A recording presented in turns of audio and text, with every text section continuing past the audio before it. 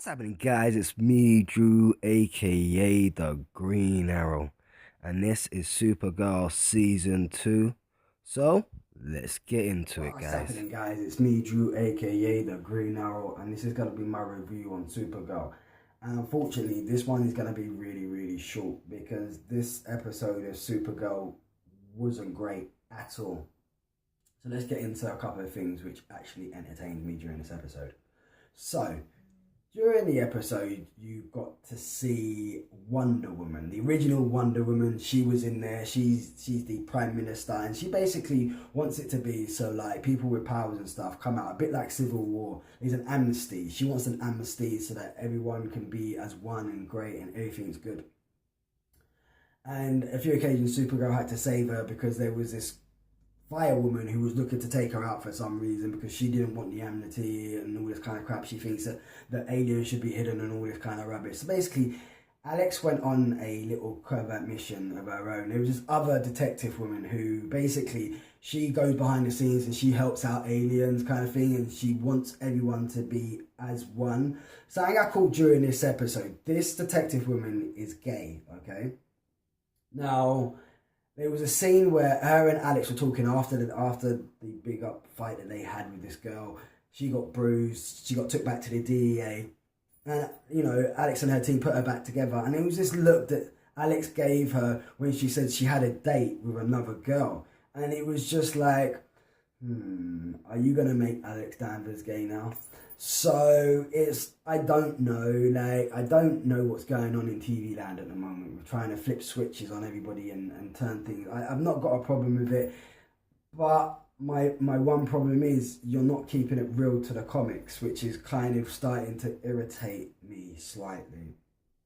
Other than that, Alex also had another kick-ass scene. It was with some alien guy who tried to like take the piss and try and bribe her for information, give him money, but it never actually worked. She never gave him money. She ended up whipping his ass, and he was on the floor. Another thing that interested me today was we got a new character, and his name is El, and like Mon-El. Sorry, his name's Mon-El, and he's not from Krypton. He's a Daxamite, and Daxamites are common to Krypton. So Krypton here and Daxamite here, and basically the two were at each other's throats, and they weren't really good friends. He found out today in today's episode his homeland isn't really there. But guys, if you know the crossover where they're all coming together, that's when you're actually going to get to see the Daxamites. So is Mon-El going to be a thorn in the side, or is he actually going to help Earth? So that's going to be like something to watch out for.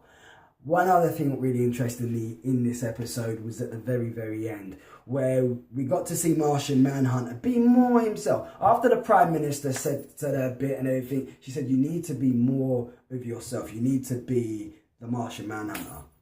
So he ends up going into this bar where Alex and this detective lady was earlier on during the episode. And he walks in there and there's a bartender there. And he's like, do I scare you kind of thing? She was like, no. She was looking at him like, wait a minute, like this is really freaking me out.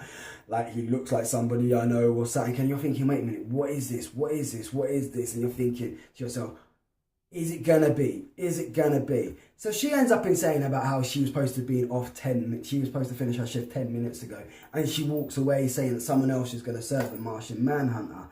The Martian Manhunter's like, I know you somehow. There's some telepathy thing going on or something. So he follows her out into the back.